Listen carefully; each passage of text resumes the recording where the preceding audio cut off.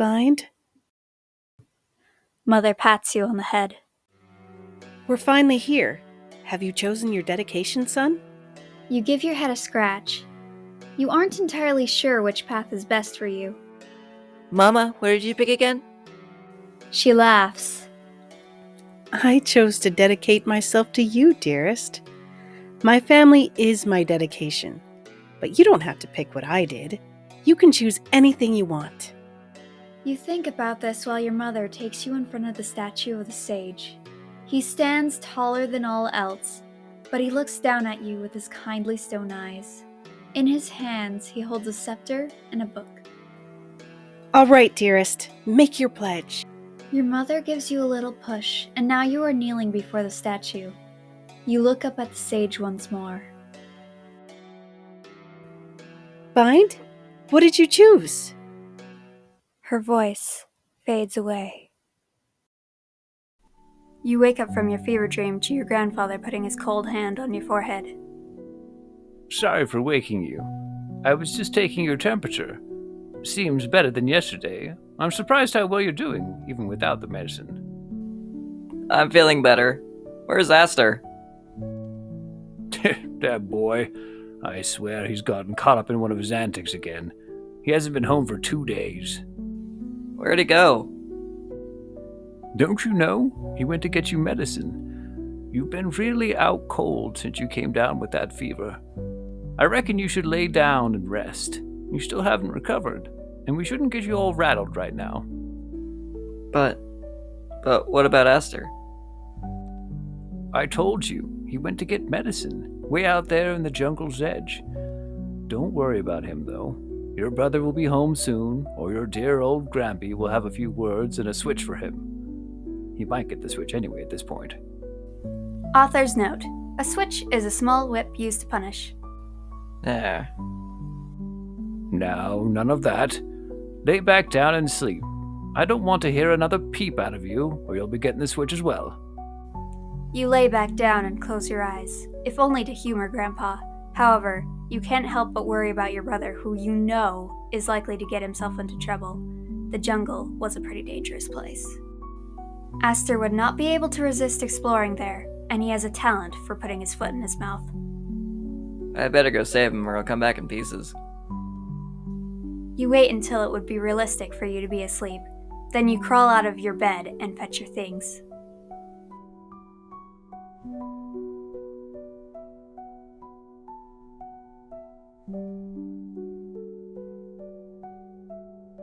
You gather up your things. Finally, you must sneak past Grandpa. Normally, this wouldn't be a problem, as Grandpa is blind. However, you know he is much more aware than he seems. What is all that noise for? Oh, are you actually trying to sneak past me? You sound like a herd of elephants having a band rehearsal in a potato chip factory. You don't understand what many of those words mean. For instance, you've never seen nor heard of a potato. Your grandfather looks at you with squinty eyes, except he's slightly off in his aim.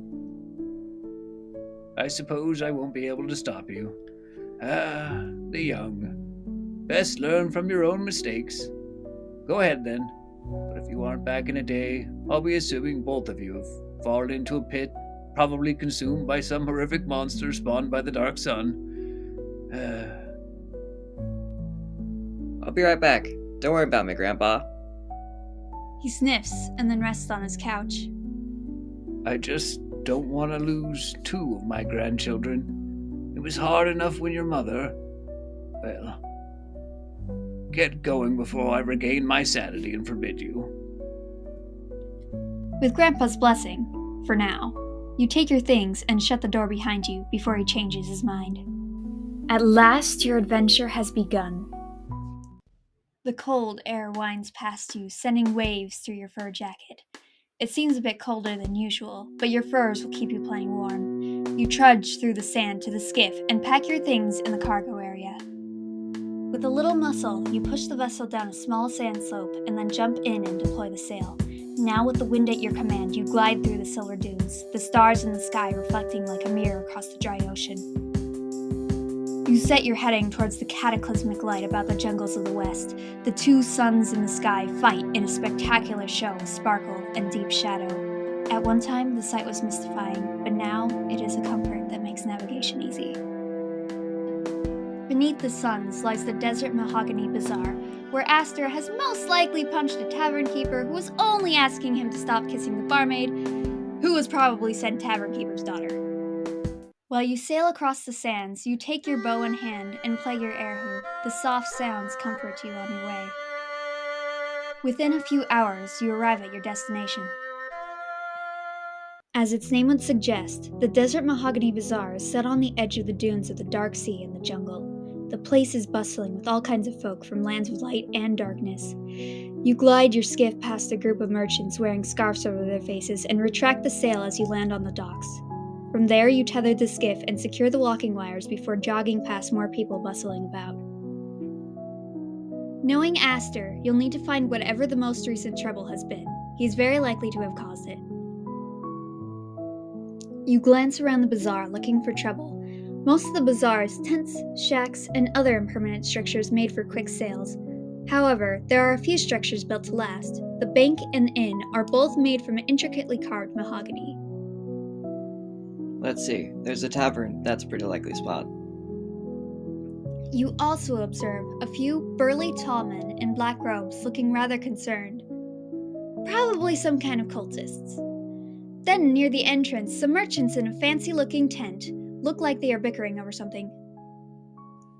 You could try and get some coin, and perhaps attract the attention of Aster himself by playing the erhu in the square.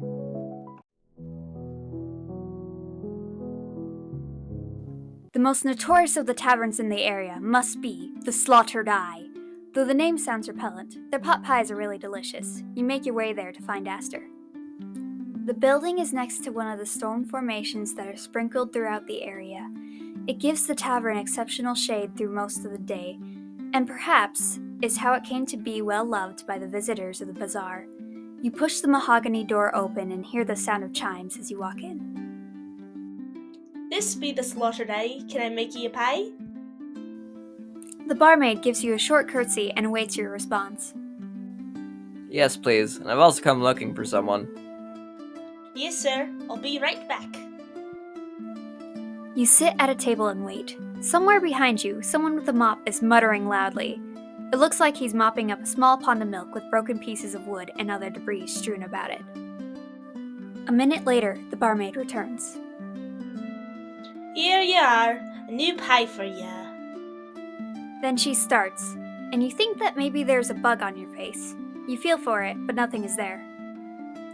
By the suns! You look exactly like... What was his name? She muses, while absently mumbling about how he was such a good kisser. Ah, sure. That was his name, I think. That's my brother. That's what I'm looking for. Do you know where you're at? Your brother? The man who was mopping up the milk set aside his mop and stomped over to you. That flatulent numbskull broke a whole picture of milk over another man's head and started a right old riot in here. And if that weren't enough, come to find out he was trying to put the charm on this one, snogging her face till all her brains fell right out her ear. The barmaid indeed looked like she was in a daze. Her eyes were glazed over, and she had a faint smile pinned on her face. Now you says you's his brother, right? Well, I guess you'll be paying for the damages now, won't ya? You really aren't surprised. This is exactly what you might have expected of Aster. You laugh nervously. I don't know that I have enough to repay for this damage. The barman cracks his knuckles. Well, then you'll be finishing up the mopping, won't you? Yes, sir. You say hesitantly. He throws the mop at you. Get busy then. You timidly poke at the milk until the man gets bored and goes back in the kitchen. You immediately take the opportunity to throw the mop down and run out of there like your life depends on it. I mean, maybe it does, right? You weren't the only one taking opportunities. The barmaid rushes after you. At first you thought it was to prevent you from leaving, but when she smothers you with kisses, you realize what she really wanted. What are you doing to my daughter? She's kissing me. You try to say, but you are being smothered and still a bit too sick to really fight back. The barman throws his crate of crabs into the air and dives towards you. He rips his daughter from your face and sets her down on the table next to you. You attempt to scramble away, but the man grabs you by the scruff of the neck and lifts you into the air. You cringe away as much as you can, but you can only hide so much into your shirt. It ain't right to be stealing the affection of a man's daughter without asking her father for permission. I'm sorry, sir. You gulp loudly and brace yourself as he winds up a mighty punch for your face. Alas, you are saved by crabs. One of them grabs at his ankles while another goes for his shoelaces. The man screams in pain and remarkably lets you go. The other crabs pounce on him. You aren't sure if they are trained crabs who are operating like an organized group or just random happenstance, but it does seem really odd. One of the crabs salutes you as you leave, and that seals in your mind that you must be having a fever dream. Talk to the tough-looking guys in black hoods outside and send my Aster back to me, won't you? The barmaid calls to you as you exit the premises. You head over to the buff-looking, and frankly rather scary, cultists. You know from the tavern that Aster has been here, and you are a little tentative about what they may have done to your brother. Hey, you there! Don't you want to worship the moon? You've never heard of this moon person. I'm looking for my brother. Oh? What's he look like then? A bit like me, but with long hair and a temper. The second cultist squints at you. Hey, He hits the third cultist. ain't this guy look like that little... What's his name? Yeah, he does, doesn't he? Do you know where he is? You got to understand. You see, we have, in this here establishment, a little motto. It goes like this. Now listen. You be you. It's a rather deep thing to think about, so give it a mo. You grow concerned while the cultist gives you time to think about this very deep and intellectual statement. Here at this cult. Establishment! It's not a cult, it's an establishment. Right. This cult, establishment. This is the place where we guide you to be finding what is, as they say, the true self. That is, the person that really is inside you. Now, I'm not talking about anything eating someone. I'm talking about you. The cultist points a finger right at your nose and makes you go cross-eyed for a bit. That's right, isn't it? You take one step back and to the side so his finger isn't quite so close. But what does that have to do with my brother? You see, he's a real piece of trash, your brother, isn't he? So we helped him by helping him see what he really was. Where do you put the trash? In the trash, right? You threw my brother out with the trash? That's right, isn't it? So we'd like to help you out too a bit. What do you think of that? Right. But he could be like his brother now, couldn't he? Best think about your answer, Roy. What do you say? Would you like to join our establishment? Instead of staying for more thrilling conversation from the cultists, you turn around and take off as fast as you can. Which is not very fast. You are still sick. Another one is trying to get away. Well, run after him, number 3. Do I have to tell you to do everything? I'm not sure. What should I say? Idiot, just go after him! Right, boss. You've gotten just a bit of a head start, but you're already tired. Where do you want to hide before they come get you?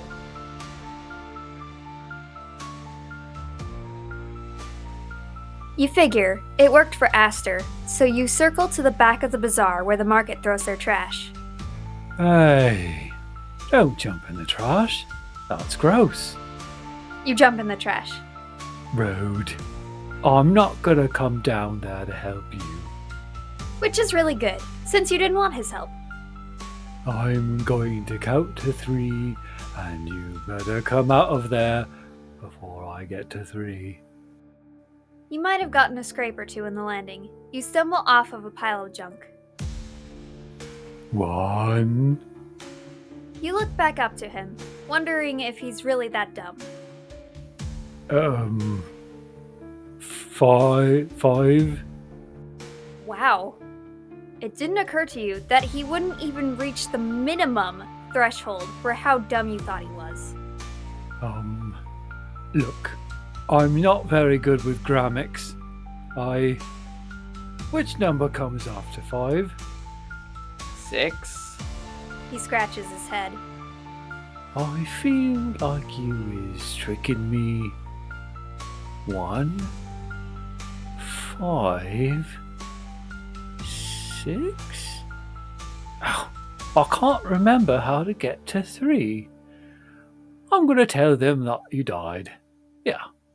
Sorry you died. Bye. Well, that's a relief. You are now one step closer to finding Aster, and even managed to take out some trash while you were at it. It's time to get back to your search. You look for Aster in the garbage ditch just outside of the bazaar, except all you can find there is garbage.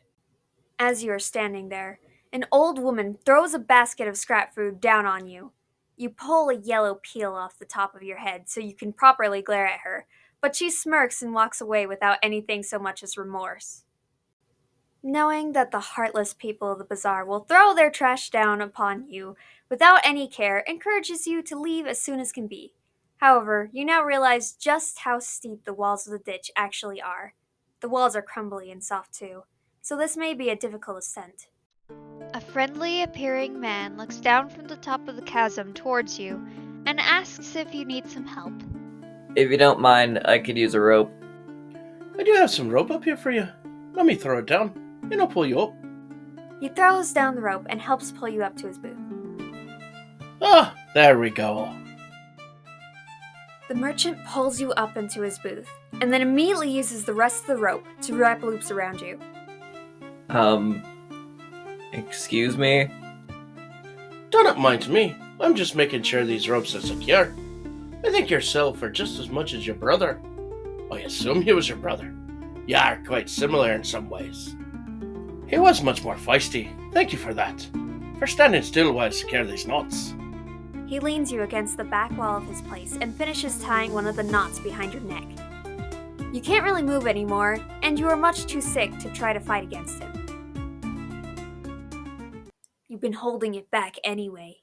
You cough directly in his face, sending little specks of spit right into his eyes. Oh, that is so disgusting! How could you think to do something so gross? He wipes his face with his lapel. I'm sick. You probably should know that. The merchant becomes a little pale, and his body freezes up with this new information. His second reaction is anger. It flashes across his face, followed by his hand rising up to strangle you. Immediately, his disposition changes, and instead he steps back. What are you sick with? The plague? His voice sounds fearful, and his fingers start to tremble. He rushes to his crates of random vials, salves, and other things that you don't even know how to describe. Oh, if only I had some bindweed. The merchant rubs some kind of oil on his face, and then when he gets up, he looks pretty displeased. He does keep his distance from you, and you only vaguely hear him talk to some customers just outside the booth. It's a bit too far away for you to see him. Besides that, you are really feeling tired. You decided you may as well drift off to sleep. You literally can do nothing else. You wake up as you are roughly thrown onto the back of a sand skiff. Ugh. Ah, a very good bargain, sir. Thank you very much for your business. At this rate, I'll probably have another tomorrow. You hear some clinking gold as the merchant chuckles. What the dark sun? You hear the sound of hooves. It's like a thundering stampede. Do the cattle merchants take their animals through the sales booths? My very good friend. What is going on? You tilt your head to get a better view, but you can't move well enough with all the ropes keeping you bound. You do see the merchant squinting towards the commotion, though. By the light and darkness, it can't be. Can it? It can't be. Kuranta? Fool, don't say. Hello? Another batch of faithful worshippers, I hope. A very tall man with a stunning aura appears between the merchant and the slavers. They immediately prostrate themselves before him. Indeed, your eternal majesty, we only admire your tremendous powers and great gifts. The man, Kuranta, claps quickly. Ooh, excellent. Which do you like the most? Of all your creations? Yes, which did you like the most? Your powers are so great, so... Boring! Sheep! The merchant immediately transforms into a woolly sheep. Somehow he looks rather miffed about this. How this man has the power to do such an amazing feat of magic, you have no idea, except he were a god. What about you? Please don't bore me though, okay? Your ability to transform are the most exquisite of powers. Karanta's eyes gleamed with deadly delight. Which animal transformation did you like the best? His smile was full of mischievous power. You know that whatever the slaver says is going to be his own fate. The slaver hesitates, knowing that taking too long would get him transformed, and whatever he picked would also. Despite the man having purchased you as a slave, you feel a touch of pity for him. I haven't seen an animal worthy of your powers yet. Bold, you look at Karanta to see what his reaction would be. Karanta looks at you directly. That's right! Very bold. I agree. He turns back to the slavers deep in thought. I like it! That's something that most people wouldn't do. I do still need to transform you into something, but I'll give you a running start. If you two can make it out of the bazaar before I decide on what exquisite animal to transfer you into, I'll let you go. The slavers look absolutely stunned that such boldness worked. Not off to a great start, though, standing there all stunned. Best get running. Not a second more is spared. The two grab the skiff and push off into the sand dunes and raise their sail. You note the times that they could have done one thing or another to get a bit more speed out of it. But all in all, probably a good performance. You're rooting for them. After all, if Karanta transforms them, why not you as well? Then it happens. Slaver 2 groans as the transformation begins. No! Takita, fight it! The man fails to fight it, and in moments is a cheetah. Apparently Karanta was inspired by their speed. Takita cheetah! No! Then he himself groans. Moments later, he is a giraffe. You find yourself sailing across the light desert with the company of a wildcat and a tall horse. It's just one of those days. Without a sound, Karanta appears in the skiff. He's looking down at you. Hey, hello. Don't worry, I don't plan on transforming you yet. I was just thinking, wouldn't it be funny if this skiff arrives in the Lightlands just like this? I'd pay a mountain of gold to see the looks on their faces. It's you that really makes this funny. They're going to have to figure out how a cheetah and a giraffe teamed up to capture you. Send me a postcard, won't you? Of course.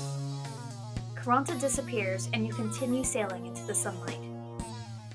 When you finally hear voices, you can't be sure if it's actual voices or if the heat is just making you hear things.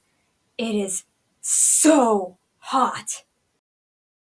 You feel like you are boiling, and the bright sun in the sky is very uncomfortable. You manage to roll over on your side, but you can still feel the fireball pressing its heat right in your face. This place is awful. You wish you could go back to the cold, windy Darklands. You feel at the ropes that keep you restrained and wish that the cheetah would just eat you already. However, it hasn't, nor has the giraffe shown any interest in you. Both of them have mindlessly trodden across the endless bright dunes towards who knows what. Except, that's right, I said you heard voices. What in the dark sun is this? The true sun is playing mischief on my eyes. This cannot be so. How have a cheetah and a giraffe arrived pulling a skiff? Help. Please help. True son, there's a boy on the skiff. Stupid boy! What are you playing at? What were you thinking to arrange yourself in such a thoughtless way? You wear a heavy coat into the Lightlands, on a skiff, pulled by a zoo, and then somehow get yourself tied up? How could you even perform such a feat? I didn't. I swear, your officer. You are feeling very odd. The two of them release you from your bonds. You try to stand up, but you feel so dizzy and lightheaded that you are unable to accomplish this. Truly, boy, why? Why would you try to ride a skiff with such an arrangement of animals? No. True son, you are mad. I didn't. I mean, I wasn't. It was, Man, it is hot, isn't it? Stupid is going to die of heat stroke. Take him to the shade. Your vision is getting wavy like someone threw a rock in a pond. Thank you, all three of you. Get up, you lazy fool! Get up! You bolt upright and rise to your feet. You're surprised by how cool it is inside of this hut. But despite that, you can feel the glare of the sun shining in from the doorway. There are many others who need rest, so it is time to be on your way. Thank you. You step out into the sun and immediately feel overwhelmed with the heat. Tasani guides another couple of men into the hut and lays them down to rest. Then she looks back at you and shakes her head. Fool boy, why am I helping you to heal? You're going to go right back out into the heat, and then I will have no mercy for you. Put on the coat, boy. It's hot, though. The coat is cool. Put it on, fool boy. You take the indicated coat from the rack. It is light, long, and has large lapels. You slip it on and understand exactly what she was telling you. It is enchanted. You can give it back when you leave. Now go. You are better. He turns from you to Tasani. Much thanks to you, ma'am. She grumbles and waves a hand at him to leave. Now tell me, young man, what happened at Bazaar? The stories I've heard are wild.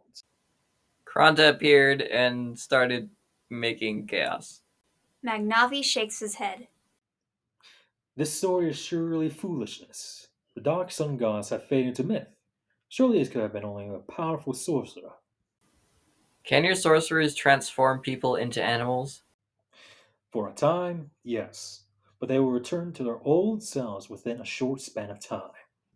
You shrug. I guess you can test that then. If you don't mind, can I ask you a question? Let me guess. You're looking for your brother. You feel a bit stunned. Yes. Have you seen him? Yes, a boy that looks a bit like you, but taller, with longer hair, came through with the slavers and was sold to Valanti, the fire mage. You grimace. That doesn't sound very good. I despise those people, but it's sadly permitted for him to be sold, so there was nothing I could do. I'm sorry that you will not see your brother again. No, I'll get him back. Just tell me which way to this Valentine guy. Valanti will kill you with a wave of his hand. The only thing was, will be fighting a dragon. There is no way I will tell you how to go and get yourself killed. I need to get him back. He's the last of my family except my grandpa. And grandpa definitely doesn't have many years left on him. I'll tell you. The mage will kill you without a thought. Go around the city, ask people. They will agree with me. And if you still want to die, come back and see me. Where's the city then? You are returned to your slaver skiff, and within minutes you arrive at the light sand city of Novorosk. The city is full of people who are buying and selling various things in the streets. Most of them are dark-skinned, but there are a few who, like you, are lighter. There seems to be plenty to do.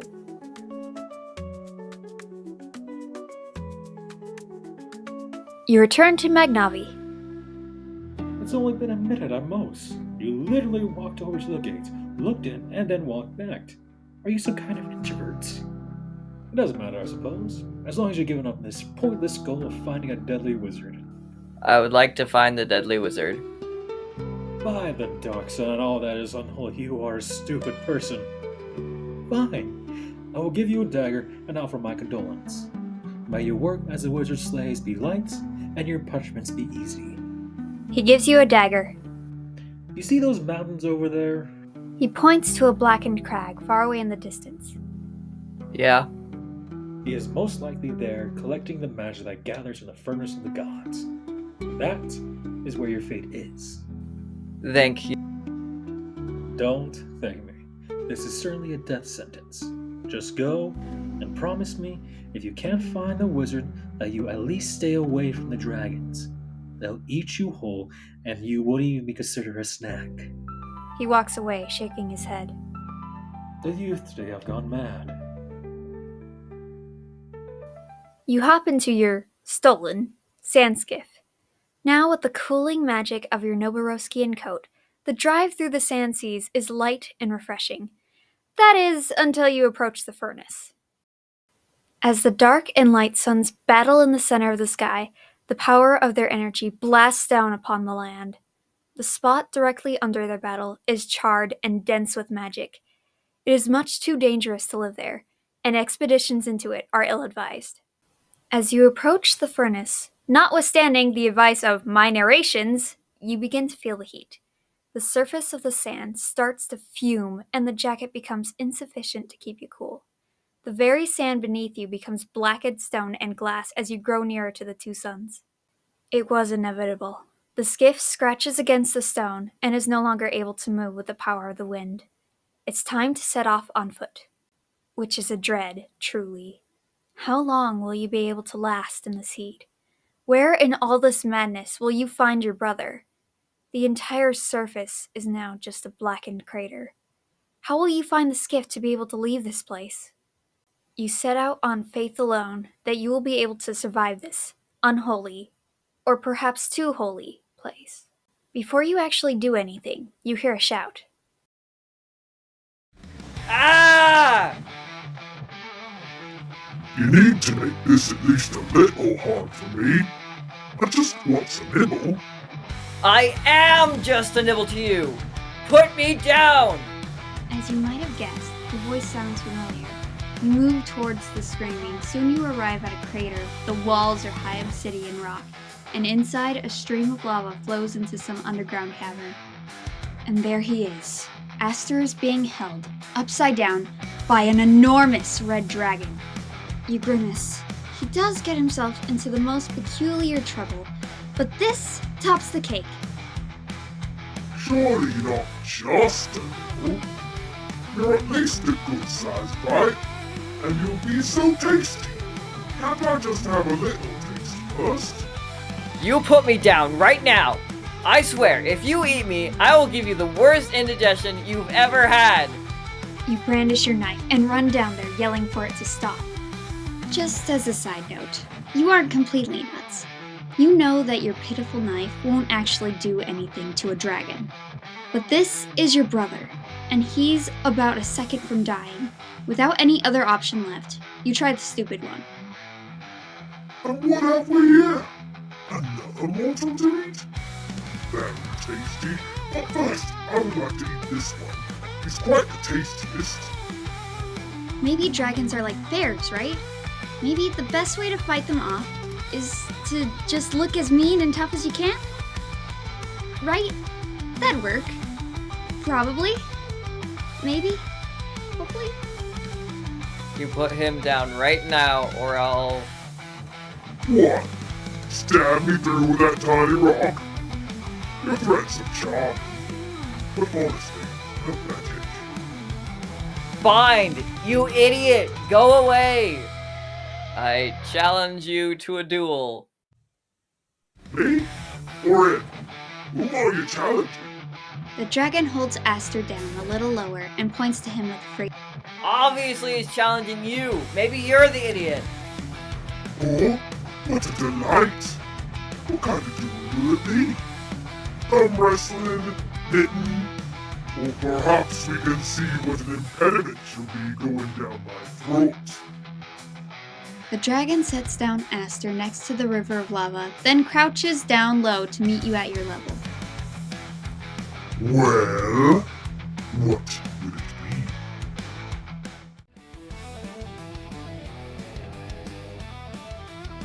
be? You hold out the knife.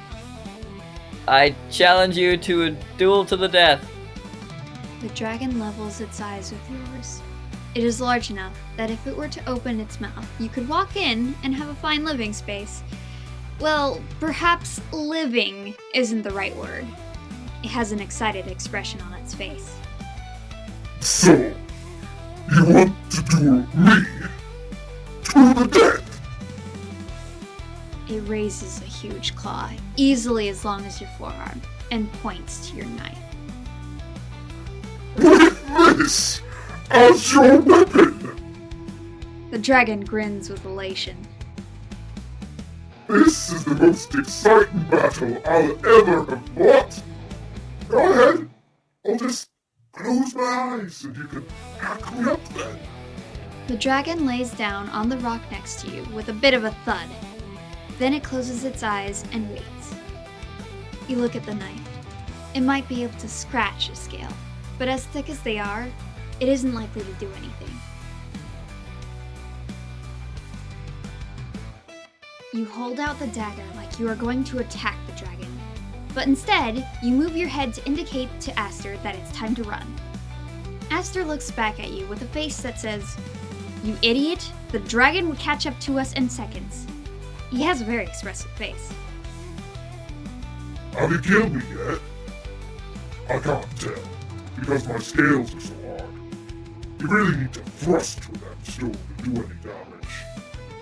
You try to express more emphatically that we really had better be running as soon as possible. Aster walks over to you and takes the dagger out of your hands. He glares at you. I hope your idea isn't to run. That's just suicide. I don't have time to think of a better plan. You are about to be eaten by a dragon. You do realize that this is still the case, right? Except now, you are also going to be eaten by the dragon.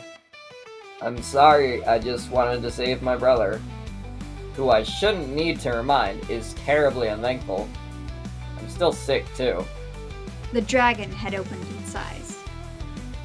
You don't have to whisper. I can hear you anyway. See? I told you it was pointless. And wait, did you say you were still sick? I knew you were going to get into trouble. You always get into trouble. That's a very good reason not to follow me.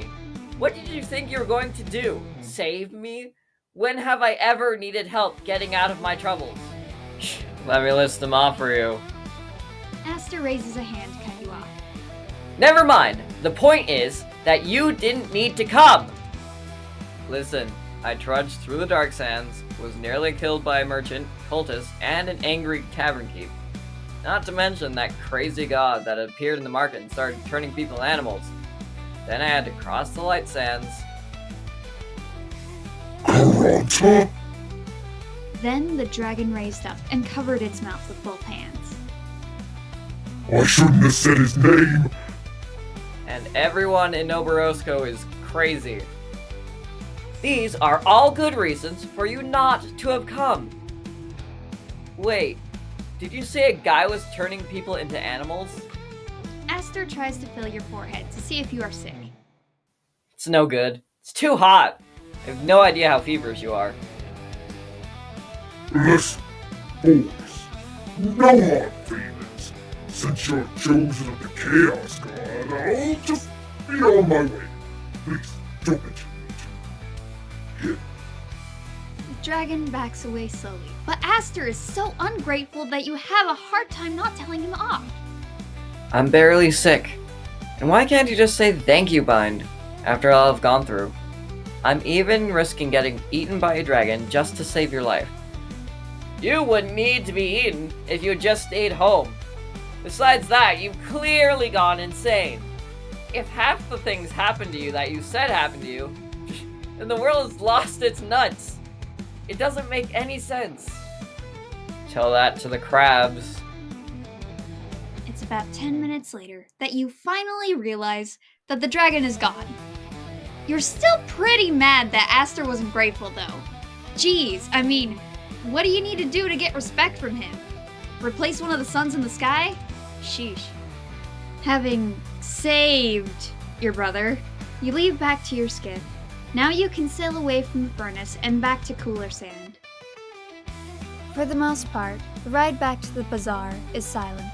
You both sail through the sands and enjoy the fact that you finally overcome all challenges. You really didn't need to come help me. But thanks for coming anyway.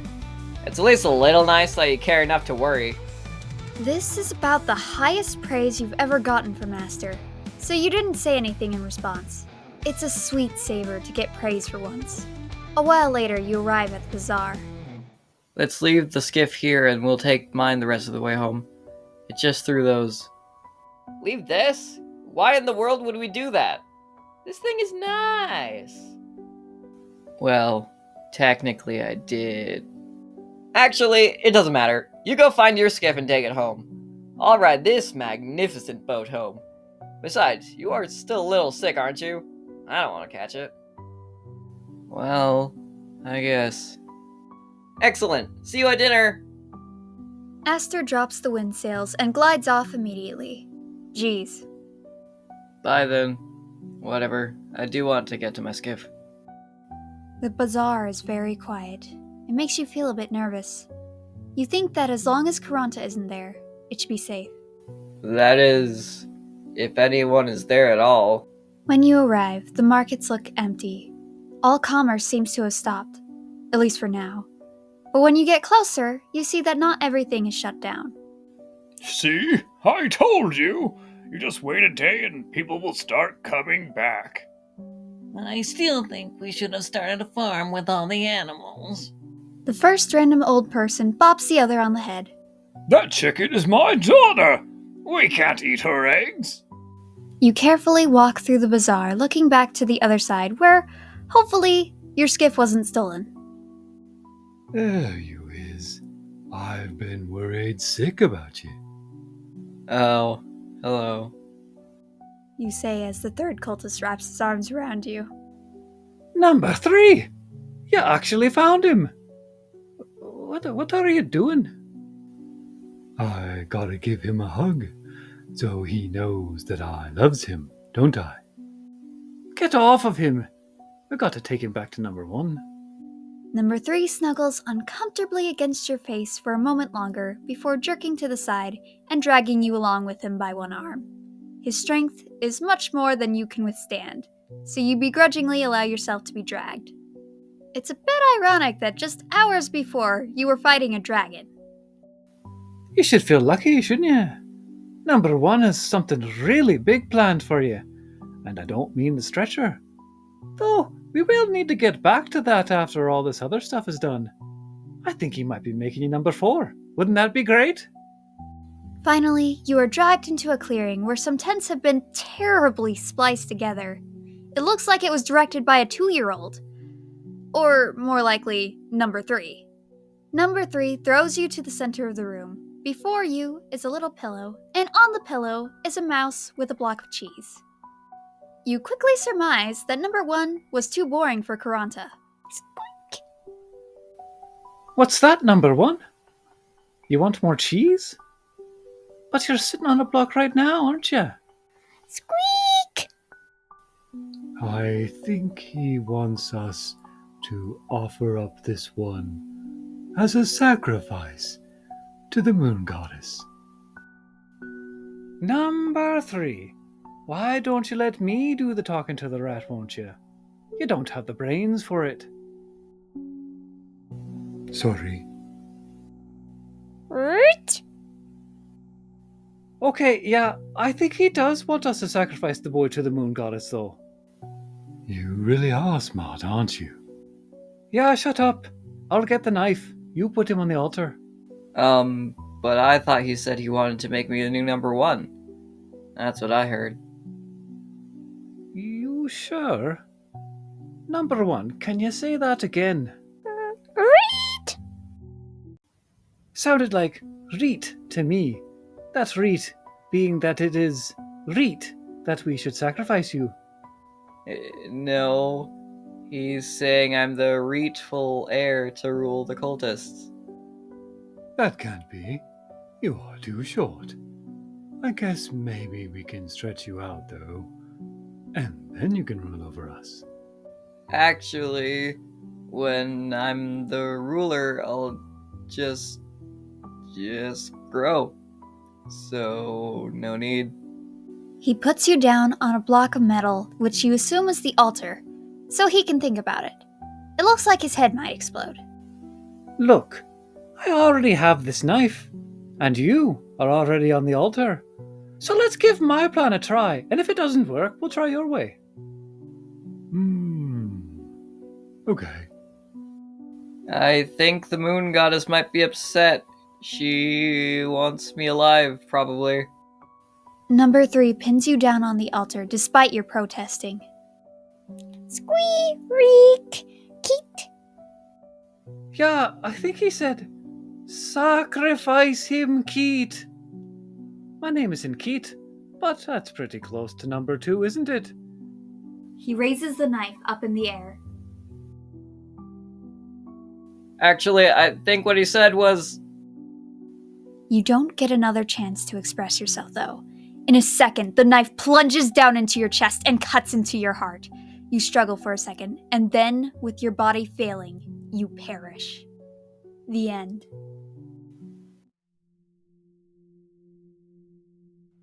No, no, no, you silly men. He's supposed to be alive! The goddess rather rudely snatches your spirit from the aether and shoves it back into your body. You wake with a start and a gasp. However, your body is still dead, so the pain you are feeling is just indescribably horrible. Oh, sorry. She waves a hand over you, and immediately you feel a sense of relief. You raise up, and all the blood that you had lost has seemingly turned into a white powder. Look, number 2. It's a pretty lady. Get on your knees, you idiot. Number 3 scratches his head. I'm already on me knees. They're holding up my thighs, and my thighs are holding up me. Look, I found some oyster crackers in the dirt. Number 3 immediately plunges his face into the dirt.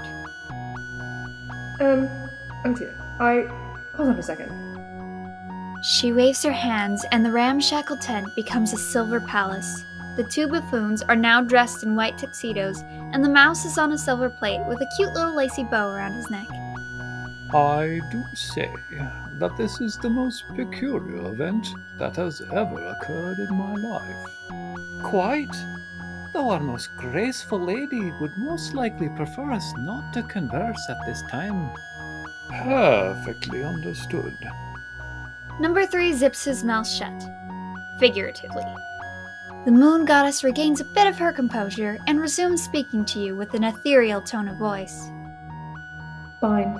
Though you were the lowest of the low, you have elevated yourself enough to gain my notice. But I haven't really done anything. A lot of strange stuff has happened, and I didn't even... Very good work on all your endeavors.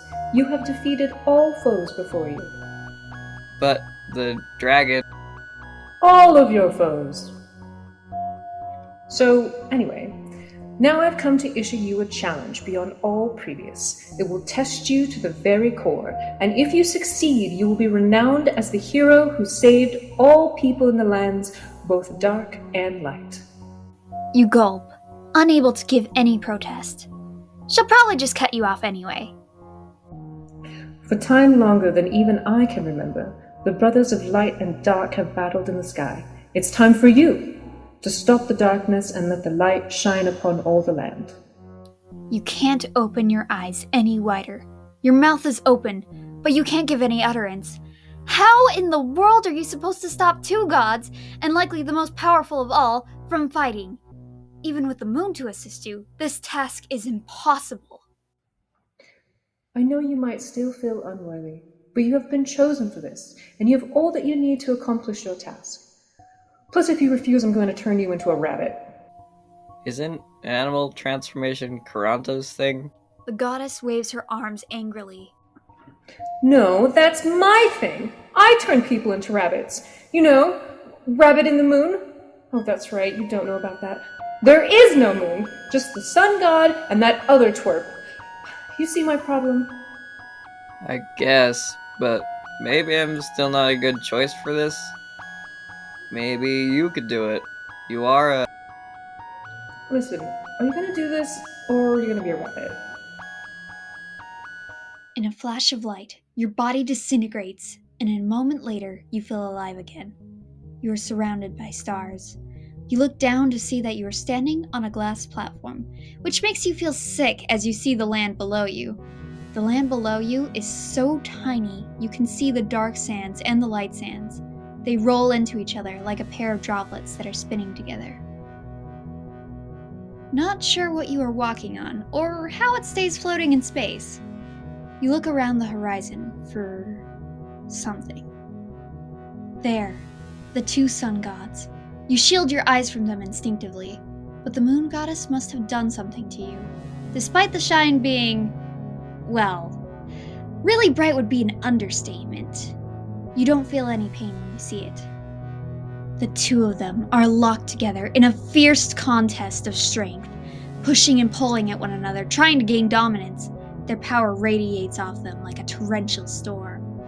As you approach, you begin to hear what they are saying. For the final time, stop fighting.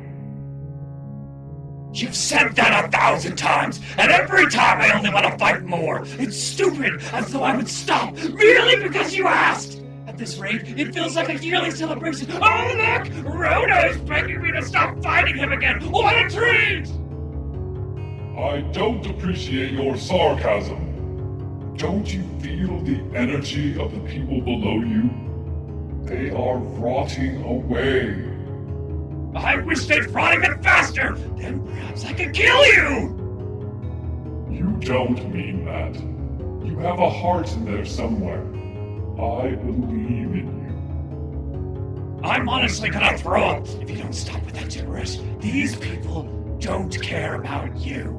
They don't care about me, and so why should I bother with them? There's only one thing that matters.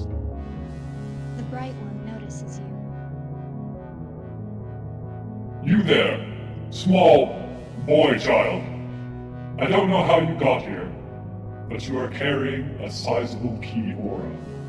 Lend it to me that I may defeat my foe and bring prosperity to your people. You coward! You can't defeat me on your own, so you beg a small baby to help you? As though he could do anything. The Dark One turns to you, but continues battling his foe.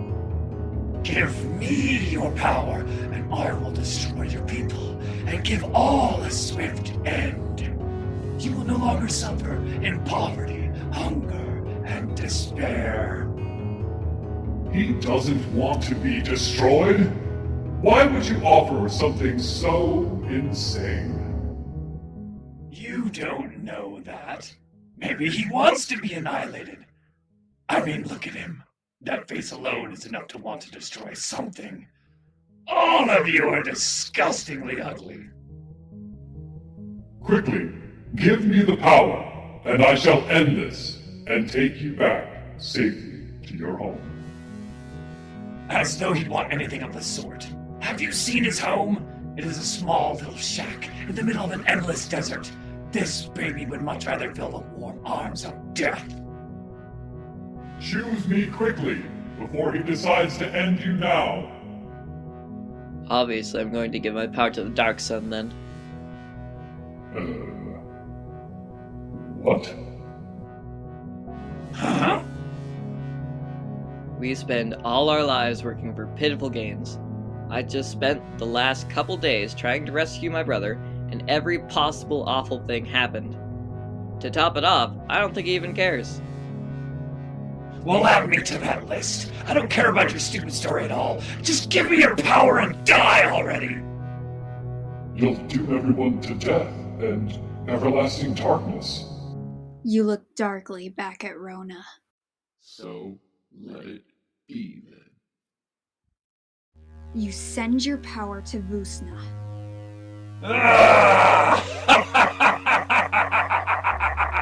Yes! The sky darkens. All the stars fade from existence. A flash of orange energy, and Rona is shattered to bits. Then, one by one, the power of Rona is absorbed into Vusna. He turns to you. I didn't expect this, and I have no thanks for you. I'm barely concerned with what will happen to you next. However, you brought me this gift, and for that, I shall consume your essence personally. The fate of this dimension is largely unknown, where Ki had fallen to create a wonderful spark of life. Now all is darkness, and no creature with any sense would want to go there. None of the original bringers of life remain, and now the essence of the last is subverted. No stories are shared of your fate. There is no one to share it with. No stars proclaim the foolishness or wisdom of your actions. All ends as nothing. Endless. Nothing. Forever. The end.